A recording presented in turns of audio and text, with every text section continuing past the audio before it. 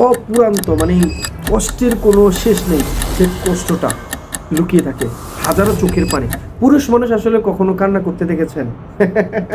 পুরুষ মানুষের কান্নাটা হয় কখন জানেন? পুরুষ মানুষের কান্নাটা হয় যখন তারা এত এত এত পরিমাণে কষ্ট পায়, তখন তাদের চোখের পানিটা অটোমেটিকলি চলে আসে। যন্ত্রণা থেকে মানসিক যন্ত্রণা অনেক বেশি। কাজও কান্দি আজকের কান্নাটা আপনার জন্য। উনি আর চিনুক আর না চিনুক আমাদের মধ্যে কি আপনার স্বামীর আপনি ভালো করে চিনেন। আসসালামু আলাইকুম দর্শক, কেমন আছেন? দর্শক, আজকের এই ভিডিওটি খুবই গুরুত্বপূর্ণ। আপনারা পুরো ভিডিওটা দেখবেন, আশা করছি আপনারা পুরোটা বুঝতে পারবেন। দর্শক, একজন ইটালি প্রবাসী ভাই, তার জীবনটা 14 বছরে শেষ হয়ে গেল। কেন শেষ হলো, কি জন্য শেষ হলো, আজকের এই ভিডিও জুড়ে আপনাদের সঙ্গে আলোচনা করব। পরকীয়া কি আমাদের জীবন শেষ করে? পরকীয়া কি তার জীবনের কাল হলো? দুইটা বাচ্চা সহ কিভাবে চলে গেল অন্য একজন পুরুষের সঙ্গে? এই বিষয় নিয়ে ভাইটি মুখ খুলেছেন। আর তিনি যেভাবে কান্না চোখে তিনি প্রকাশ করেছেন কতটা ভালোবাসতেন তাকে, তার প্রিয়তমা সেই স্ত্রীকে। আর আজকে সে চলে গেলেন তাকে ছেড়ে। 14টা বছর ইটালি প্রবাসী ছিলেন। এভাবেই তিনি কান্না ঝরে পড়ছেন। তার যে ভিডিও বার্তা, যে ফুটেজটা আপনারা ইতিমধ্যেই কিন্তু আপনারা দেখেছেন, যেটা সোশ্যাল মিডিয়াতেও তিনি শেয়ার করেছেন। দিনের পর দিন তিনি পরিশ্রম করেন। শুধুমাত্র এইভাবে একজন প্রবাসী ভাইয়ের সাথে ঘটনাটা ঘটতেছে এমনটা কিন্তু নয়।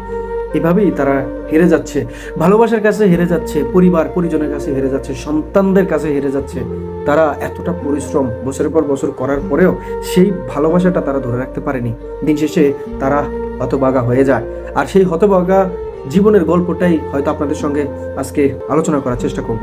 দর্শক, দেখতে পাচ্ছেন স্ক্রিনে তাকে। এই ভাইটি দীর্ঘদিন ধরে প্রবাস জীবন কাটিয়েছেন। আর তার কি ভুল ছিল তিনি বলেছেন। তার ভুলটা কি ছিল? তার ইটালিতে থাকা 14টি বছর তার ভুলটা ছিল। তাদের জন্য কষ্ট করেছে, তাদের শখ আল্লাহ যত কিছু আছে সে পূরণ করেছে কি?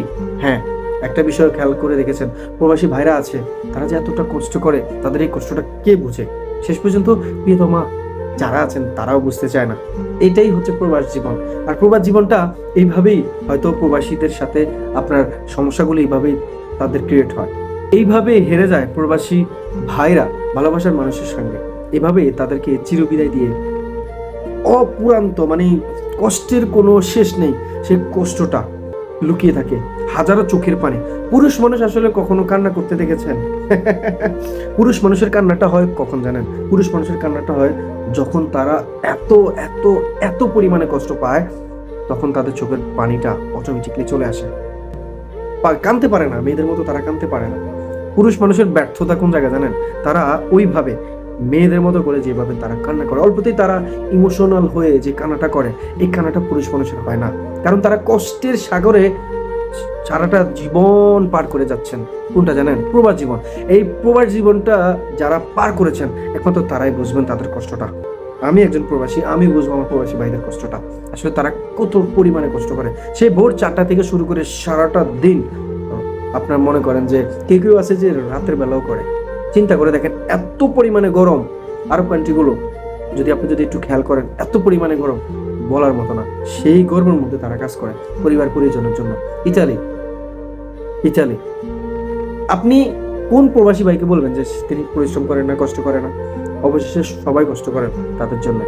তবে ভাইয়ের চোখের পানিটা দেখে যতটা কষ্ট হয়েছে, এখানে অনেক কিছু লুকিয়ে আছে।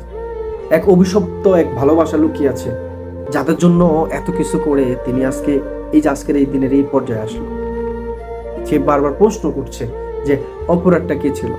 বলতো, ছেড়ে যাওয়ার আগেও বলতো, ভাই আপনার জন্য শুভকামনা রাখছি, আপনি হাল ছাড়বেন না তো।